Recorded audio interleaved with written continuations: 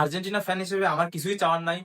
আমি শুধু এটুকু চাই রোনালদো যাতে কাপ না জিতে। রোনালদো কাপ জিতলে মান সম্মান ইজ্জত সব শেষ। নেইমার যাতে একটা কাপ নিতে পারে, এটুকুই জাস্ট জীবনের শেষ চাওয়া। আর কিছু লাগবে না, কিছু লাগবে না। আল্লাহ একটা কাপ। পর্তুগালে জেতা লাগবে না, পর্তুগাল বা ব্রাজিল একজন জিতলেই হলো।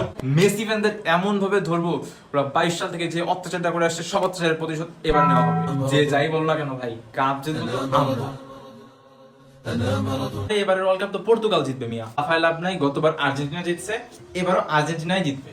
শেষ ম্যাচ জিতবে হচ্ছে ইংল্যান্ড। থাম বলদ, স্টুপিড, চুপ কর।